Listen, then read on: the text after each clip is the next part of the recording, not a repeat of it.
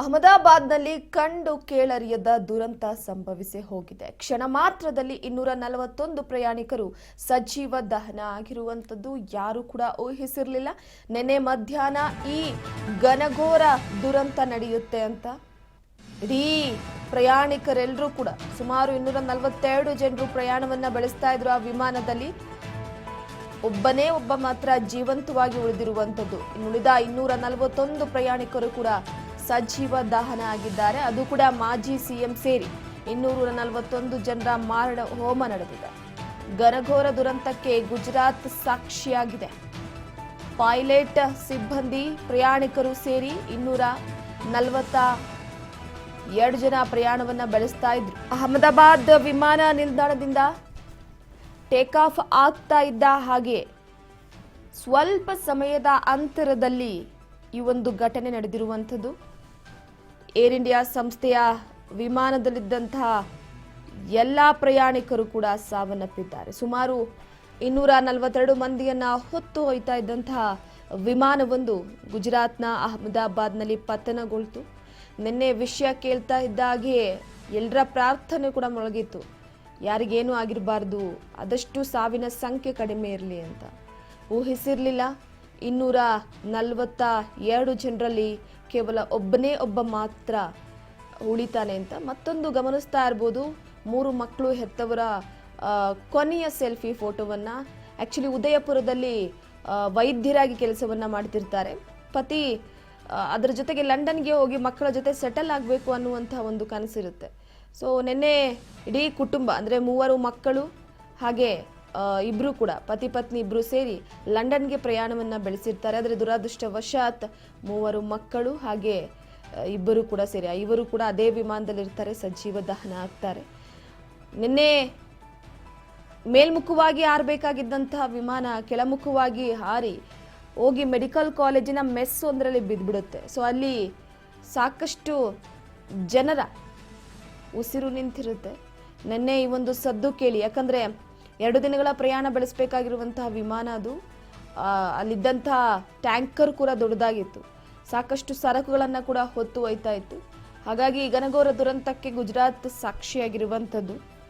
ಪ್ರಮುಖವಾಗಿ ನಿನ್ನೆ ವಿಮಾನ ಪತನ ಆದಂತಹ ಸಂದರ್ಭದಲ್ಲಿ ಮೊದಲು ಸಾವಿನ ಸಂಖ್ಯೆ ಕೂಡ ಹೆಚ್ಚಾಗಿ ಸುಟ್ಟು ಕರಕಲಾಗಿ ಹೋಗಿದೆ. ದೇಹ ಎಲ್ಲ ಫುಲ್ಲು ಸುಟ್ಟು ಕರಕಲಾಗಿದ್ದು, ತಮ್ಮವ್ರು ಯಾರು ಅಂತ ಗುರುತಿಡಿಯೋದೇ ಕೆಲವೊಂದಿಷ್ಟು ಜನರನ್ನ ಕಷ್ಟ ಆಗಿ ಹೋಗ್ಬಿಟ್ಟಿದೆ. ಅಷ್ಟರ ಮಟ್ಟಿಗೆ ಗುರುತು ಸಿಗದ ರೀತಿಯಲ್ಲಿ ಇಡೀ ದೇಹ ಎಲ್ಲ ಕೂಡ ಸುಟ್ಟು ಕರಕಲಾಗಿರುವಂಥ ದೃಶ್ಯಗಳನ್ನ ಗಮನಿಸ್ತಾ ಇದ್ರೆ ಒಂದು ರೀತಿ ಬೇಸರ ಆಗುತ್ತೆ. ಯಾಕಂದ್ರೆ ಮನುಷ್ಯನ ಆ ಒಂದು ಕ್ಷಣ, ಆ ಒಂದು ತೃಪ್ತಿ, ಆ ಒಂದು ಆಸೆ ಎಲ್ಲವೂ ಕೂಡ ಕ್ಷಣ ಮಾತ್ರದಲ್ಲಿ ಹಾರಿ ಹೋಗುವಂತಹ ಪ್ರಾಣಕ್ಕೆ ಯಾವ ರೀತಿಯಾಗಿ ಹೇಳಬೇಕು ಅಂತ. ಯಾಕಂದ್ರೆ ಇತ್ತೀಚೆಗೆ ನಡೀತಾ ಇರುವಂತಹ ಘಟನೆಗಳನ್ನೆಲ್ಲ ಕೂಡ ನಾವು ಗಮನಿಸ್ತಾ ಇದ್ದೀವಿ. ಎಲ್ಲೋ ಒಂದು ಕಡೆ ಸಾಕಷ್ಟು ಬೇಸರ ಆಗುತ್ತೆ. ಸಾವು ನೋವು, ಈ ಬೆಂಕಿ ಅವಘಡಗಳು, ಮಳೆಯ ಅವಾಂತರಗಳು, ಪ್ರಕೃತಿ ವಿಕೋಪ ಇವೆಲ್ಲವೂ ನೋಡ್ತಾ ಇದ್ರೆ ಮನುಷ್ಯ ಜಾತಿಗೆ ಸಾಕಷ್ಟು ರೀತಿಯಲ್ಲಿ ಕೂಡ ಹೊಡೆತವನ್ನ ಕೊಡ್ತಾ ಇರುವಂಥದ್ದು. ಸೊ ಹಾಗಾಗಿ ನಿನ್ನೆ ಏರ್ ಇಂಡಿಯಾ ಸಂಸ್ಥೆ ಕೂಡ ಇದೇ ವಿಚಾರಕ್ಕೆ ಸಂಬಂಧಪಟ್ಟಂತೆ ಯಾರ್ಯಾರು ಪ್ರಯಾಣವನ್ನ ಬೆಳೆಸ್ತಾ ಇದ್ರು ಏನು ಅಂತ, ಹಾಗೆ ಮಾಜಿ ಸಿಎಂ ಇದ್ದಂತಹ ವಿಚಾರಕ್ಕೆ ಸಂಬಂಧಪಟ್ಟಂತೆ ಸರಿಯಾದ ಮಾಹಿತಿ ಮೊದಲು ಸಿಕ್ಕಿರಲಿಲ್ಲ. ಇಲ್ಲ ವಿಜಯ್ ರೂಪಾನಿ ಅವರು ನಿಜವಾಗ್ಲೂ ಕೂಡ ಇದೇ ವಿಮಾನದಲ್ಲಿ ಪ್ರಯಾಣ ಬೆಳೆಸಿದ್ರ ಅಥವಾ ಬೇರೆ ವಿಮಾನದಲ್ಲಿ ಏನಾದರೂ ಈ ರೀತಿಯಾದಂತಹ ವಿಚಾರವಾಗ ಆದ್ರೆ ಅವರ ಕುಟುಂಬಸ್ಥರೇ ಕನ್ಫರ್ಮ್ ಮಾಡಿದ್ರು, ಇಲ್ಲ ಇದೇ ವಿಮಾನದಲ್ಲೇ ಪ್ರಯಾಣವನ್ನ ಬೆಳೆಸಿದ್ದು ಅಂತ. ಅದಾದ ನಂತರವಾಗಿ ಒಂದು ಪ್ರಯಾಣಿಕರ ಆ ಒಂದು ಅಂದ್ರೆ ಪ್ಯಾಸೆಂಜರ್ಸ್ ಲೀಸ್ಟ್ ಅನ್ನ ತೆಗೆದು ನೋಡಿದಂತಹ ಸಂದರ್ಭದಲ್ಲಿ ಹೌದು ವಿಜಯ್ ರೂಪಾನಿ ಅವರ ಹೆಸರು ಕೂಡ ಇತ್ತು.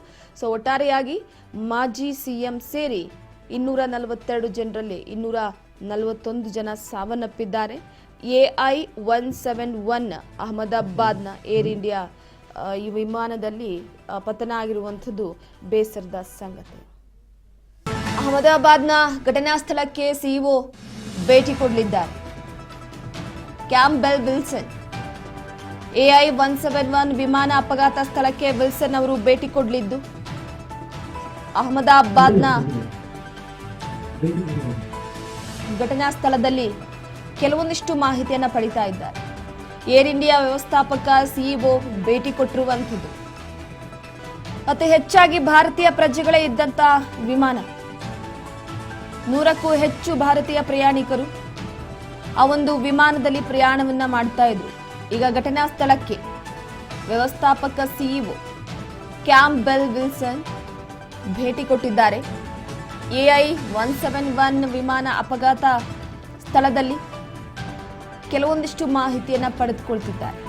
ನಿನ್ನೆ ಖುಷಿಯ ಕ್ಷಣಗಳು, ಕೆಲವೊಂದಿಷ್ಟು ಜನರ ಮೊಬೈಲ್ನಲ್ಲಿ ಸೆರೆಯಾಗಿರುವಂಥದ್ದು. ಸಾಕಷ್ಟು ಜನ ಆ ಕ್ಷಣವನ್ನು ಮೊಬೈಲ್ನಲ್ಲಿ ಸೆರೆ ಹಿಡಿದುಕೊಂಡಿದ್ರು.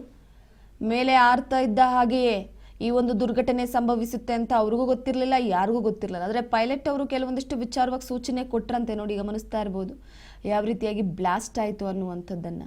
ವಿಡಿಯೋ ಮಾಡ್ತಾ ಇದ್ದಂಥ ಸಂದರ್ಭದಲ್ಲೇ ಒಂದು ಘಟನೆ ನಡೆದಿದೆ. ಮೇಲ್ಮುಖವಾಗಿ ಹಾರಾಟವನ್ನು ನಡೆಸಬೇಕಾಗಿದ್ದಂಥ ವಿಮಾನ ಕೆಳಮುಖವಾಗಿ ಹಾರಾಟವನ್ನು ನಡೆಸಿದ್ದಕ್ಕಿದ್ದ ಹಾಗೆ ಕ್ಷಣ ಮಾತ್ರದಲ್ಲಿ, ಸ್ವಲ್ಪವೂ ಕೂಡ ಅಲರ್ಟ್ ಆಗೋದಕ್ಕೆ ಸಾಧ್ಯ ಆಗಿಲ್ಲ. ಕ್ಷಣ ಮಾತ್ರದಲ್ಲಿ ಈ ಒಂದು ದುರ್ಘಟನೆ ಸಂಭವಿಸಿರುವಂಥದ್ದು. ಹಾಗಾಗಿ ಸ್ಥಳಕ್ಕೆ ಇವತ್ತು ಕ್ಯಾಂಪಬೆಲ್ ವಿಲ್ಸನ್ ಭೇಟಿ ಕೊಡ್ತಿದ್ದಾರೆ. ಭೇಟಿ ಕೊಟ್ಟು ಅಲ್ಲಿನ ಸ್ಥಳ ಪರಿಶೀಲನೆ, ಮಾಹಿತಿ, ಅದರ ಜೊತೆಗೆ ಸ್ಥಳದಲ್ಲಿ ಇಂತಹ ವಾತಾವರಣವಿದೆ ಅಂತ ಕೆಲವೊಂದಿಷ್ಟು ಮಾಹಿತಿಯನ್ನು ಪಡೆಯಲಿದ್ದಾರೆ. ಈಗಾಗಲೇ ಕೆಲವೊಂದಿಷ್ಟು ಮೃತದೇಹಗಳನ್ನು ಆಸ್ಪತ್ರೆ ಕೂಡ ರವಾನೆ ಮಾಡಲಾಗಿದೆ ಅವರ ಕುಟುಂಬಸ್ಥರಿಗೆ ಹಸ್ತಾಂತರ ಮಾಡೋದಕ್ಕೆ. ಆದರೆ ಒಂದು ಕಡೆ ಬೇಸರ ಏನಪ್ಪ ಅಂದರೆ, ಇದ್ದಂತಹ 242ರಲ್ಲಿ 241 ಜನನು ಕೂಡ ಸಾವನ್ನಪ್ಪಿದ್ದಾರೆ. ಒಬ್ಬನೇ ಮಾತ್ರ ಪ್ರಾಣಾಪಾಯದಿಂದ ಪಾರಾಗಿರುವಂಥದ್ದು. ಸಾಕಷ್ಟು ಕುಟುಂಬಗಳು ಪ್ರಯಾಣವನ್ನು ಬೆಳೆಸ್ತಾ ಇದ್ವು.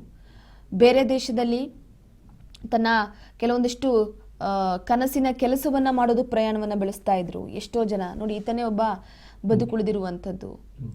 ನೆನ್ನೆ ನಡೆದಂಥ ಘನಘೋರ ದುರಂತದ ವಿಚಾರವಾಗಿ ವಿಲ್ಸನ್ ಅವರು ಇವತ್ತು ಭೇಟಿ ಕೊಟ್ಟಿರುವಂಥದ್ದು ಗಮನಿಸ್ತಾ ಇರ್ಬೋದು. ಸ್ಥಳಕ್ಕೆ ತೆರಳಿದ್ದಾರೆ ಅವರು. ಸ್ಥಳದಲ್ಲಿ ಕೆಲವೊಂದಿಷ್ಟು ದುರಂತದ ವಿಚಾರಕ್ಕೆ ಸಂಬಂಧಪಟ್ಟಂತೆ ಮಾಹಿತಿಯನ್ನು ಪಡೆದುಕೊಳ್ಳಲಿದ್ದಾರೆ. ಆದರೆ ಪ್ರಮುಖವಾಗಿ ಇಷ್ಟು ದೊಡ್ಡ ದುರಂತ ಸಂಭವಿಸುತ್ತೆ ಅಂತ ಯಾರು ಕೂಡ ಅಂದುಕೊಂಡಿರಲಿಲ್ಲ. ಅದು ಕೂಡ ಏರ್ ಇಂಡಿಯಾ ಸಂಸ್ಥೆ ಬಹಳ ವಿಷಾದನೀಯವನ್ನು ಕೂಡ ವ್ಯಕ್ತಪಡಿಸಿರುವಂಥದ್ದು ಗಮನಿಸ್ತಾ ಇರ್ಬೋದು. ನೀವೀಗ ನೋಡ್ತಾ ಇರುವಂಥ ದೃಶ್ಯ ಏರ್ ಇಂಡಿಯಾ ವ್ಯವಸ್ಥಾಪಕ ವಿಲ್ಸನ್, ಸಿಇಒ ಕ್ಯಾಂಪಬೆಲ್ ವಿಲ್ಸನ್ ಅವರು ಭೇಟಿ ಕೊಟ್ಟಿರುವಂಥದ್ದು.